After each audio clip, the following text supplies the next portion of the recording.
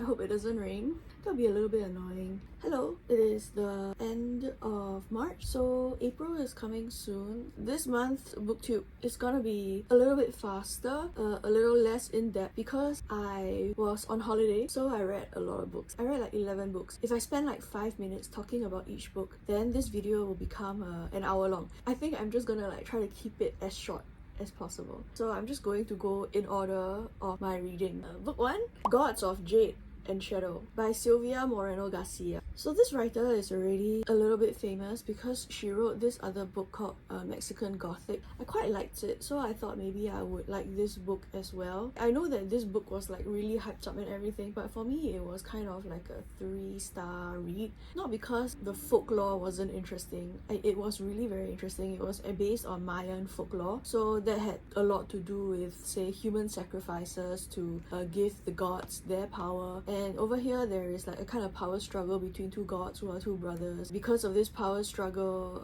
it's going to spill over into the human realm. Obviously the only person who can stop all of this is a little girl from somewhere who has been through a very difficult childhood. Yeah, it does follow like the typical coming of age, hero's journey kind of story arc. Needless to say, there is also a bit of like a romance factor between the human girl and the god in question, which then adds an element of like forbidden love in it. But personally, I felt like this was only a 3-star read because the romance factor detracted from the weight of the narrative. Usually I tend to enjoy reading like romance novels, but for me over here, the last part especially, it got very mushy. For example, I don't know if this is a spoiler or what, but when the underworld is like saved because the god of death has been touched by his short fling with this human girl, he now understands love, and then there are like red flowers all over hell. I'm like, okay, this is a bit it's a bit much even for me. It is a good enough adventure story. Maybe I'm just too cynical to enjoy it.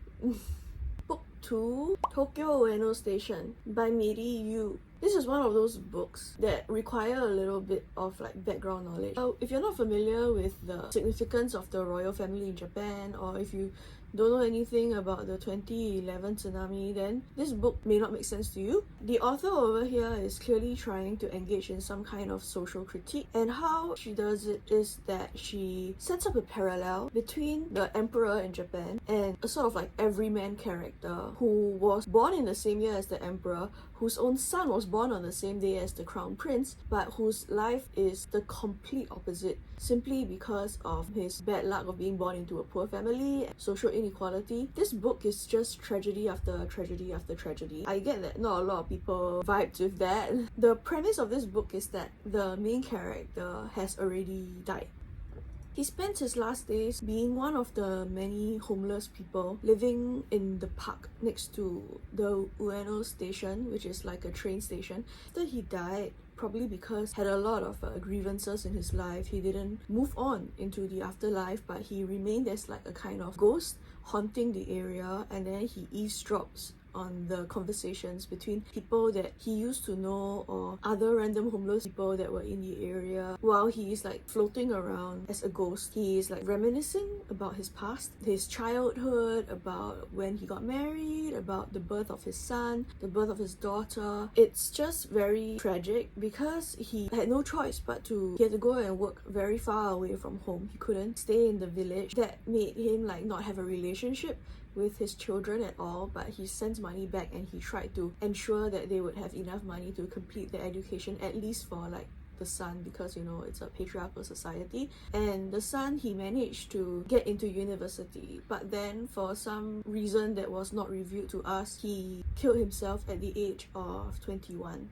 The protagonist had to go home. Afterwards, he retires. After he retires, and he spends like a few years living with his wife. His wife also passes away. After that, he lives with his granddaughter, who dotes on him and takes care of him properly. Because his daughter also passed away, he decided that he didn't really want to be a burden on his granddaughter anymore. So he just disappeared, and then he decided to become homeless. But I would argue that actually he already had been homeless for a very long time. If you want to define homelessness homelessness as feeling displaced, feeling disenfranchised, feeling like you have no power, and feeling like you have no way out, feeling like there is nowhere that you belong in, feeling like there is no sense of connectedness or belonging. Then yeah, I would say that this protagonist has already been homeless long before he became physically, legally homeless. You think that, that was going to be the end of it. But then even as a ghost, he had to go and witness the 2011 earthquake and tsunami. The book ends with him witnessing his sole descendant, his granddaughter, die in a car, drowned because of the tsunami. So this guy really cannot catch a break. His life just really sucks. And on the other hand, the imperial family, they are just so far removed from the concerns of the common people. They're not even cognizant of the fact that their appearance or like their desire to visit Ueno Park actually causes a lot of problems for other people, because in order to keep up with appearances, which is a very like big thing in this book, the homeless people are then evicted from where they are living. They are forced to like pack up their things and disappear for a while to give the park like the appearance of being a beautiful park with no homeless people about. And then sometimes when they come back, the government or the police have already set up structures to prevent their full return. The whole theme of this book seems to just suggest that Japan is like this cold, uncaring city-state. Book 3, The Book of Tea, Kakuzo, Okakura. So this book is not like fiction, it's essays. This is the contents page.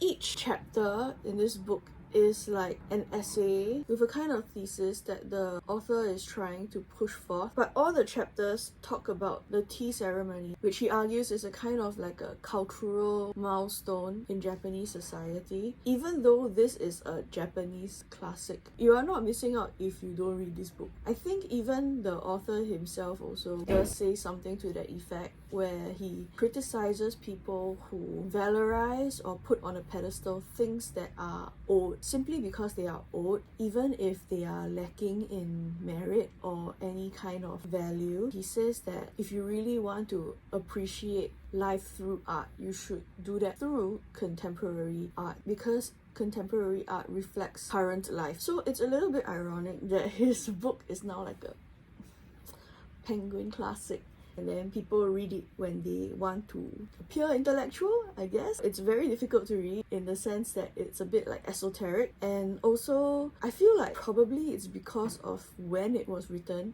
plus the fact that it is translated, plus the extremely niche topic that it focuses on. So he's actually very critical of the Western influences that had begun to infiltrate his country and affect his countrymen. He also is very critical of Christianity as a religion, even though he doesn't specifically say it, but it's very clear that he is shading the white people religion lah. There are like gems in this book, but the book as a whole, you don't read also never mind. Book 4, The Beautiful Ones Are Not Yet Born by kwei armah.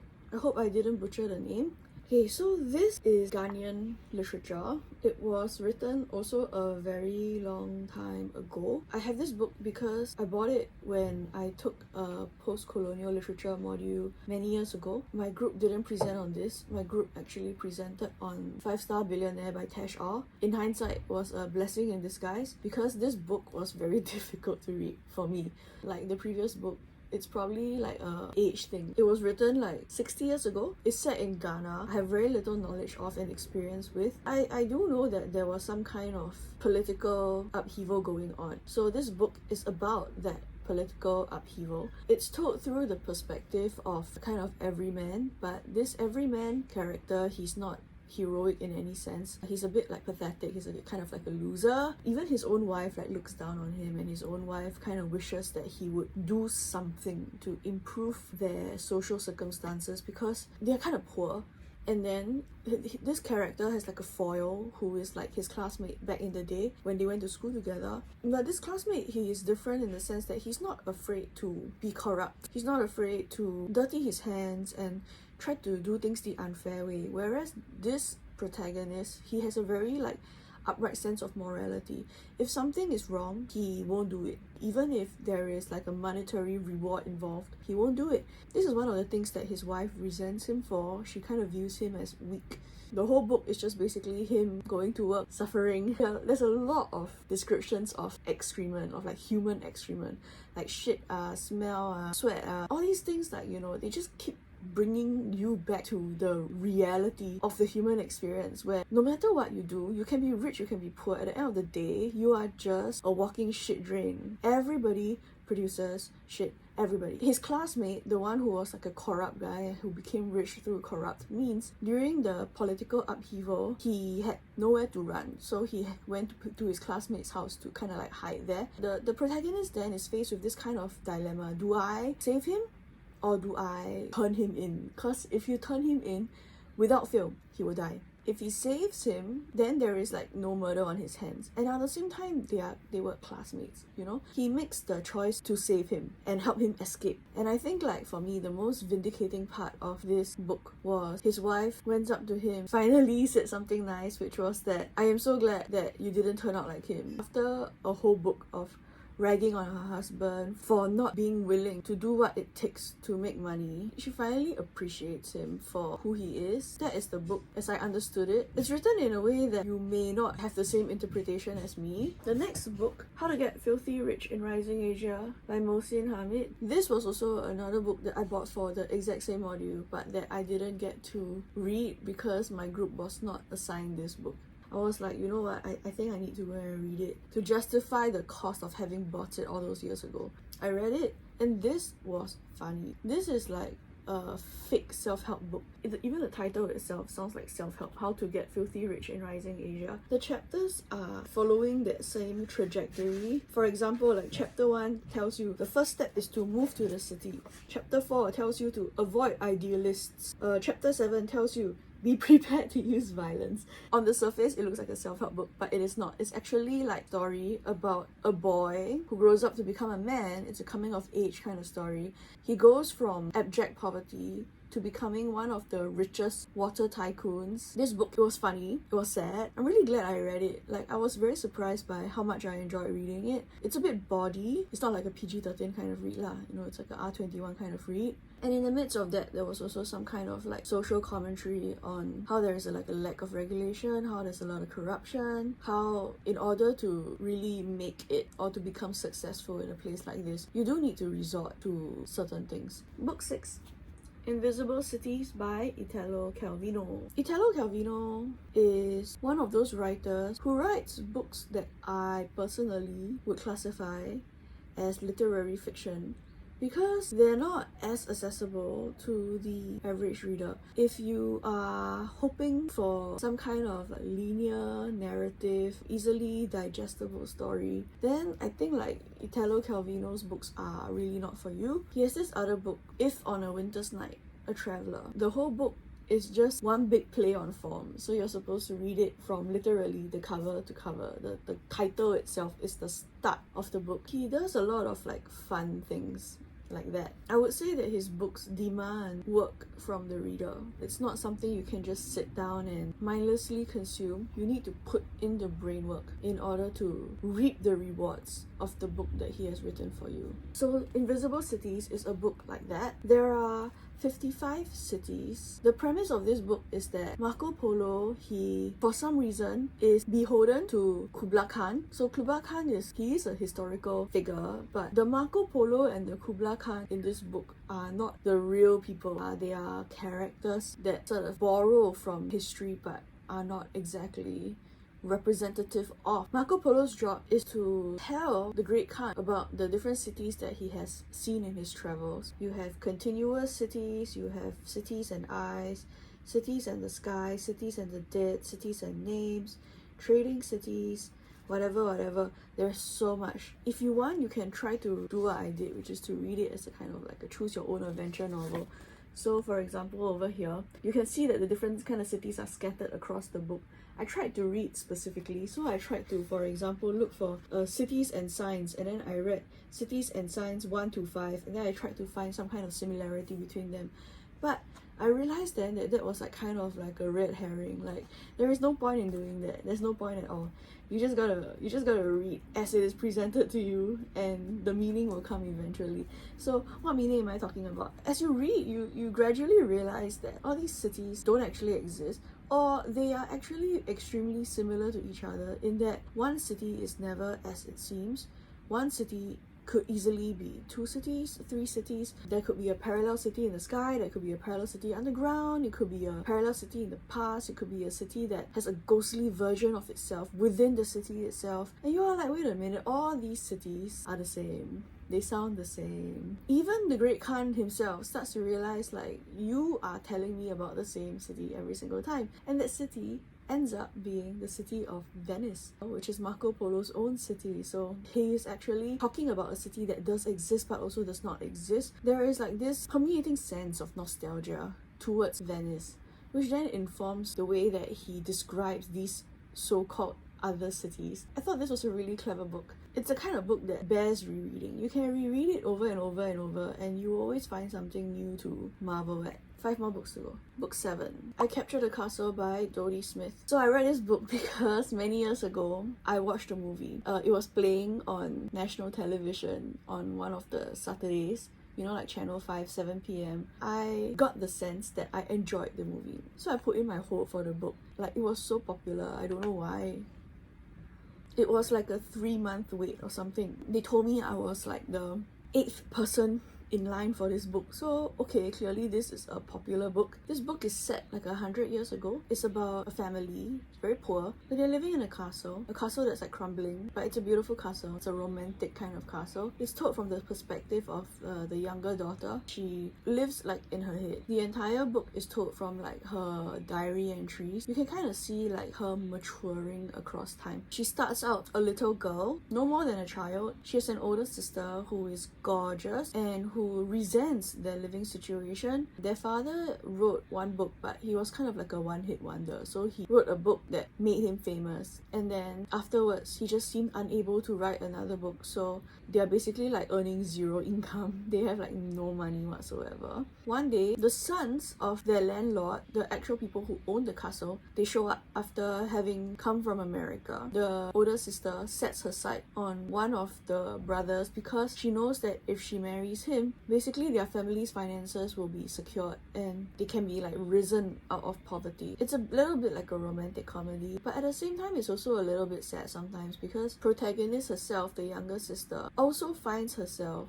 falling for the guy who is supposed to marry her older sister. I would say it was quite an enjoyable read. Next book, South by Babak, Lakghomi. So this is written by an Iranian-Canadian writer. I got this book because it was an ARC on NetGalley. When I was reading the synopsis, I thought that it would be something like 1984, which is why I was a little bit interested in it. When I started reading it, I realized it was actually closer to Albert Camus than 1984. Personally, I didn't really enjoy reading it, but I saw that people were like quite positive in the reviews. They were like, oh, this book will win awards when it comes out. I can see why people would say that, but I also think that a book that wins awards isn't necessarily a book that is enjoyable. In this book, South, there is a protagonist who is a man. He has a wife. Their marriage is on the rocks. His wife sounds like the most patient woman in the world. He was given an assignment to go on an oil rig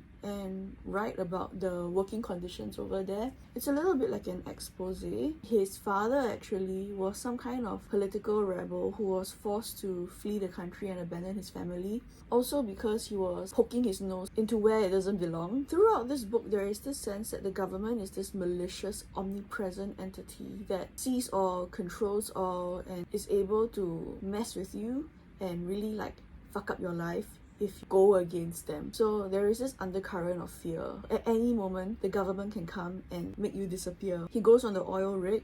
He finds out that the people are actually not very willing to talk to him. He starts to lose his sense of time and reality and even his sense of self. He tries to write about the place. He even witnesses a man setting himself on fire, so like self-immolation as protest. But then after that, everyone just pretends that nothing happened and everyone just pretends that there was no rebellion and stuff like that. It was all suppressed. And because of what he's writing, he ends up being captured and tortured It's a depressing read. I get that it's trying to say something about surveillance, totalitarianism, but oftentimes I felt like I had to force myself to continue reading.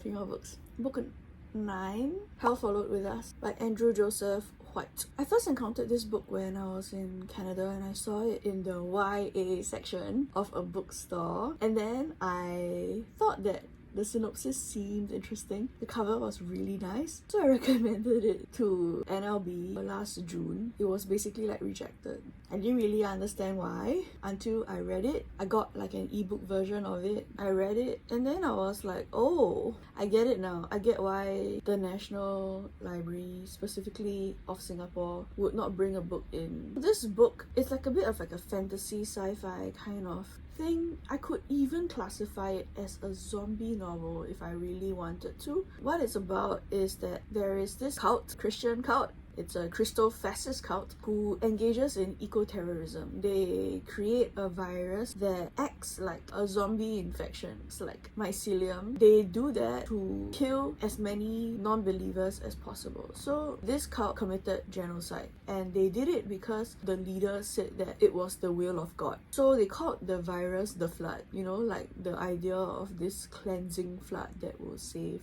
humanity. Our protagonist, Benji, he's from this cult. His parents joined this cult when he was little. His mother has been fully indoctrinated, but his father values Benji more than he does the cult. Benji is actually a trans boy. His father was about to take him and try to run away and escape, but then they were caught. His father was killed. The reason why they really wanted to capture Benji back was because they were trying to turn him into a bioweapon. This cult had created a different version of the virus that would be able to not exactly kill the host, but to turn this host into like a scary kind of monster called a seraph. So this seraph has the ability to control the other infected corpses that have died because of this virus. One of the concepts used in this book is that of the Rat King. I had my partner explain this to me because I didn't understand what's a Rat King. And then he started telling me about Deep Space and he started telling me about a bunch of other video games that I don't play. But the Rat King is like when you have corpses and then they just die on each other, and then whatever has killed them just starts combining the corpses into one big flashy disgusting entity that is run by the virus. Depending on how the corpses die, if let's say 5 corpses die together like that, then when they wake up again, they will just be melded together like that, and then they will just start walking around with eyes everywhere, teeth everywhere, limbs sticking out everywhere. So this creature is called a grace, like Grace, because it's a grace from God.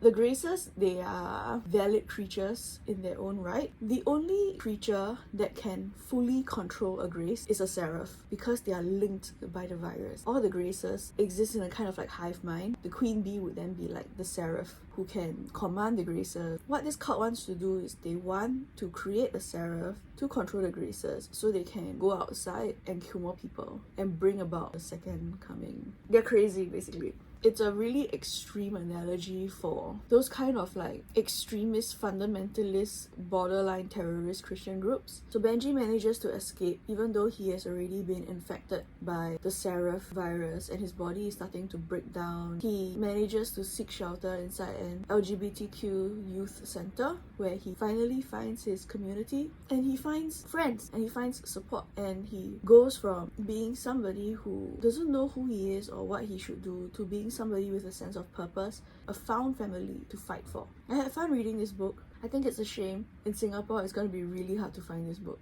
Book 10, Angels Before Men by Rafael, Nicolás. This is another book that cannot find in Singapore. And once again, I saw it somewhere in Canada and then I was like, oh, I should recommend it to my library.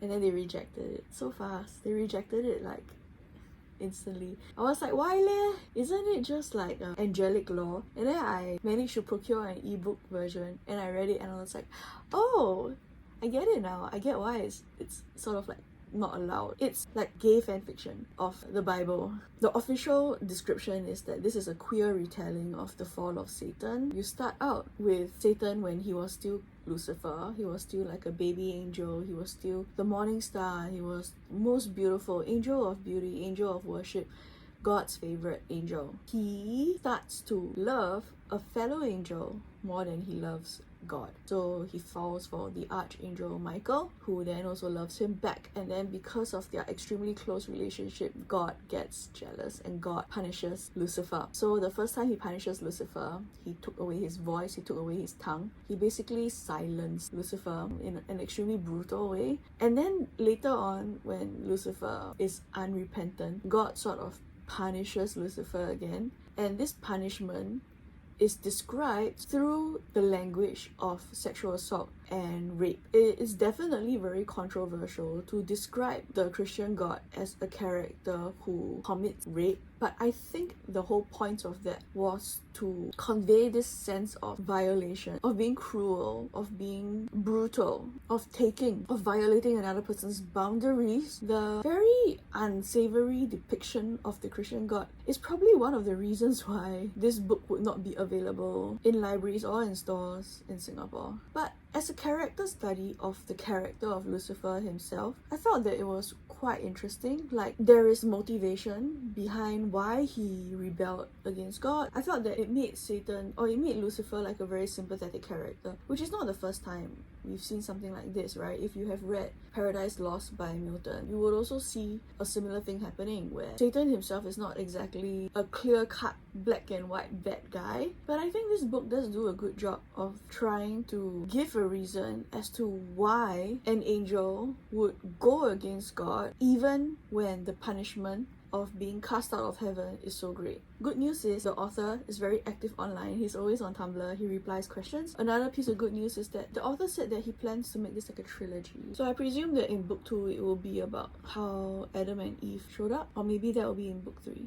Okay, the last book. Yay, we reached the end. Okay, My Dark Vanessa by Kate Elizabeth Russell. So this book came out 3 years ago, and I think there was some kind of controversy around it. So this book is told from the perspective of a woman who was a girl who was groomed by her English teacher when she was 15 and he was 45. She was clearly like troubled, vulnerable, and the man took advantage of that, groomed her, and they started having a sexual relationship. But the whole time he's just like gaslighting her and trying to rewrite history to make it seem like she was fully consensual. But okay, first of all, minors cannot consent. It was very clear that this guy that was 30 years older than her was flattering her and making her feel special in order to get her to agree to have sex with him lah. But at that point in time, like, the girl in question, Vanessa, she was unable to see that. She was too caught up in feeling special and feeling like other girls can only attract boys, but I'm different, I can attract a man. She genuinely believed that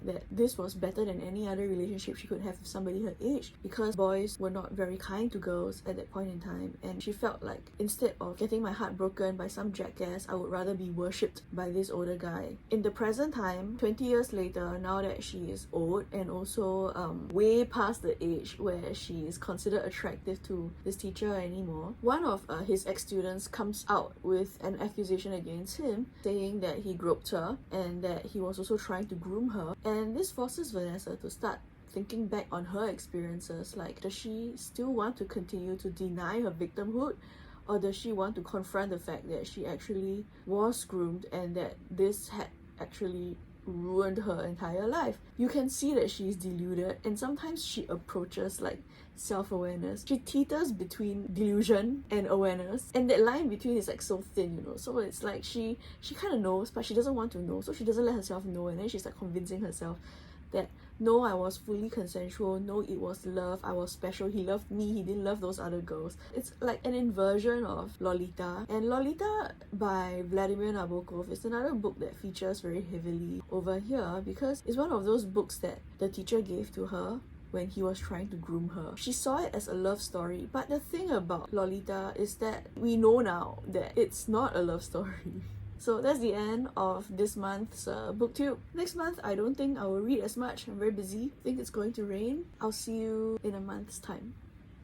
Bye bye.